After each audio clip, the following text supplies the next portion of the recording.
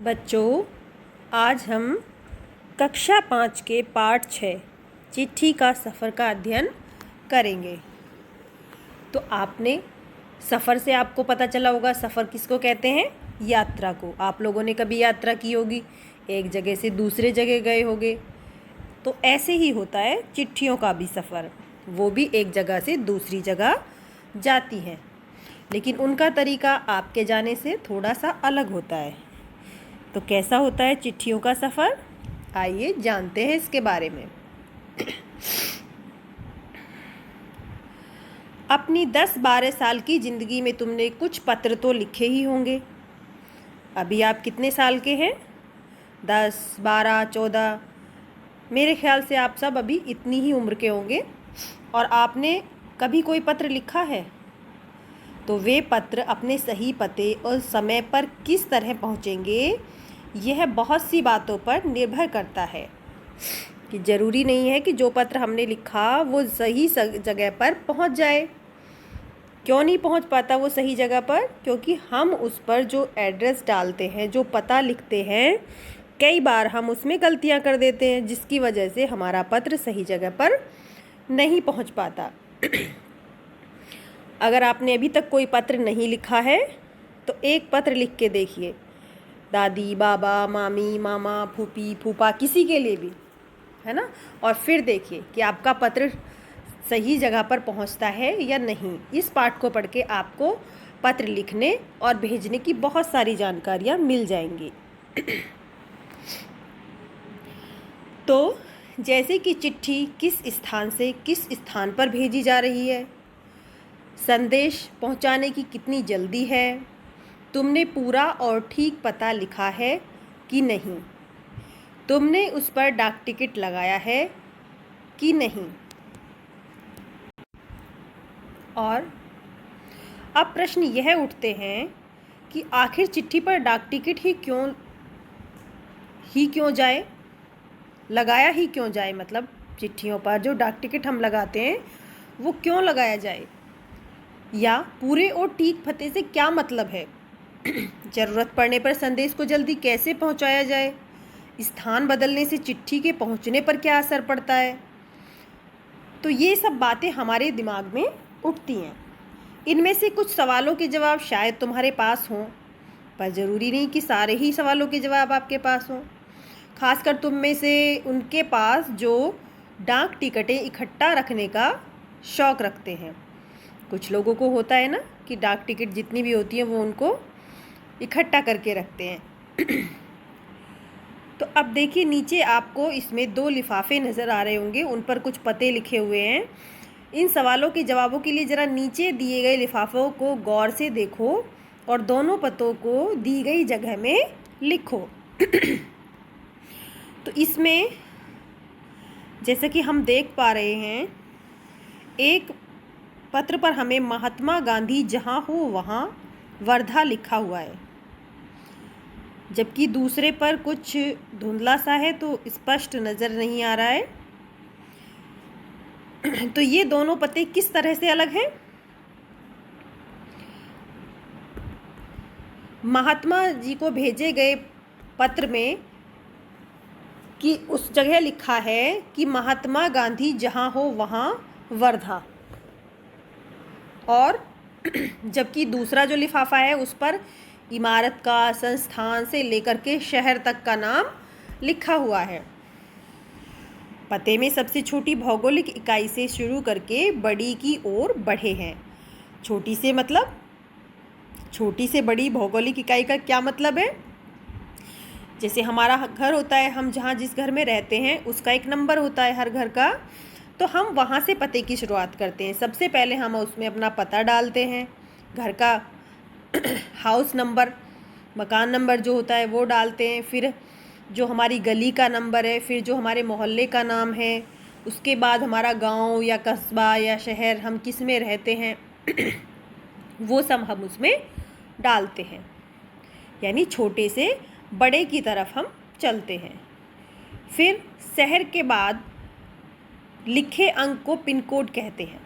शहर के नाम के बाद जो एक अंक लिखा रहता है उसको हम कहते हैं पिन कोड।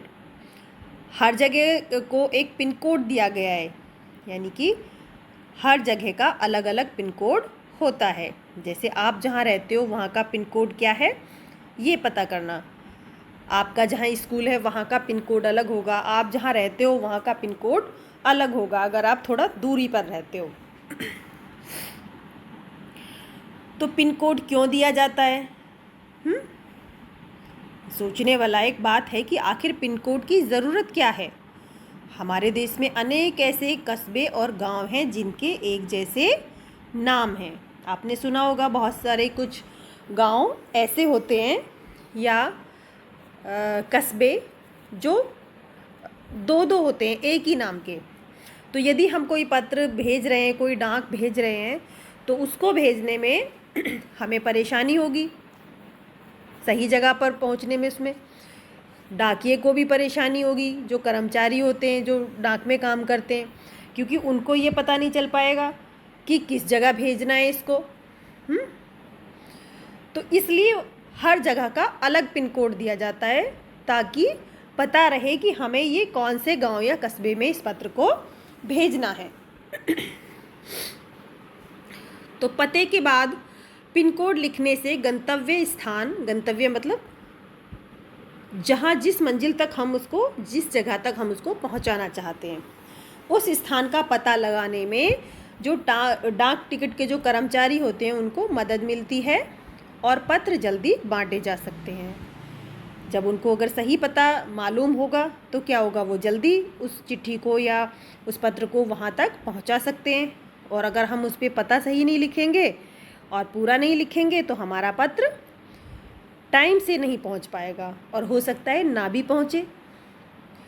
तो पिन कोड की शुरुआत कब हुई थी? 15 अगस्त 1972 को डाक तार विभाग ने पोस्टल नंबर योजना के नाम से की। कब की? पिन कोड की शुरुआत कब की? इसको ध्यान से पढ़ो और इसको याद रखना, 15 अगस्त 1972 को। जाहिर है कि गांधी जी को मिले इस पत्र पर उन्हें किसी भी पत्र पर पिन कोड का इस्तेमाल नहीं किया गया था। फ़र्क सिर्फ पिन कोड का ही है। समय के साथ डाक सेवाओं में निरंतर विकास और बदलाव होता रहा है। तो एक बार इस पेज पर हम दोबारा जाते हैं और देखते हैं कि इसमें क्या दिया हुआ है पिन कोड के बारे में। पिन शब्द पोस्टल इंडेक्स नंबर, यानी कि पिन एक शॉर्ट फॉर्म है कि शब्द की पोस्टल इंडेक्स नंबर, इसका एक छोटा रूप है, ये शॉर्ट फॉर्म है। किसी भी जगह का पिन कोड हमारा कितने अंकों का होता है? 6 अंकों का होता है और हर अंक का एक स्थानीय अर्थ है। अब आपको इसमें वो सब कुछ जानकारी पिन के बारे में दी जाएगी, पिन कोड के बारे में। उदाहरण के लिए एनसीईआरटी को भेजे गए लिफाफे पर लिखा अंक है 110016। अब इसमें पहले स्थान पर दिया गया अंक यह बताता है, पहले स्थान पर कौन सा अंक है? 1। तो ये क्या बताता है कि यह जो पिन कोड है वो किस किस जगह का है? दिल्ली, हरियाणा, हिमाचल प्रदेश, पंजाब या जम्मू कश्मीर का है। अब इससे हमें ये तो पता चल जाएगा, जो डाक विभाग के कर्मचारी होंगे उनको पहला अंक देखकर ये पता चल जाएगा कि इन जगहों में से ये कहीं का पत्र है। उसके बाद अगले 2 अंक यानी 10, उनसे क्या पता चलता है कि यह दिल्ली के उपक्षेत्र दिल्ली का कोड है, यानी दिल्ली में ये किस जगह का है। अगले 3 अंक यानी कि 016 दिल्ली उपक्षेत्र के ऐसे डाकघर का कोड है जहाँ से डाक बांटी जाती है।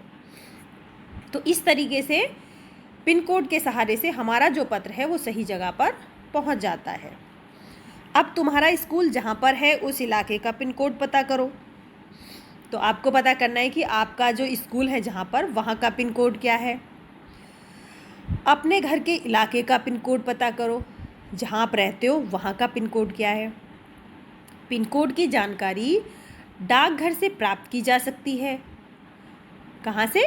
डाकघर से, पोस्ट ऑफिस से। डाकघरों में टेलीफोन डायरेक्टरी की तरह पिन कोड डायरेक्टरी भी होती है। जैसे वहाँ पर टेलीफोन की डायरेक्टरी होती है, ऐसे ही वहाँ पर पिन कोड की भी होती है कि कहाँ कहाँ जगह का क्या क्या पिन कोड है। तुम्हारे इलाके का पिन कोड तो तुम्हारे मोहल्ले में लगे लेटर बॉक्स पर ही लिखा होगा। अगर आप कभी लेटर पोस्ट करने गए हो पोस्ट ऑफिस, तो आपने वहाँ देखा होगा एक रेड कलर का, लाल रंग का एक बॉक्स लगा रहता है जिसमें कि हम अपना पत्र डालते हैं। तो उस बॉक्स पर भी वहाँ का पिन कोड लिखा हुआ आपको मिल जाएगा। और जो प्रमुख जगह शहरों के पिन कोड नंबर हैं वो भी तुम्हें वहाँ पर मिल जाएंगे। तो आज आपको इतनी जानकारी मिली और इसके आगे का हम अगले वाले पार्ट में जानेंगे।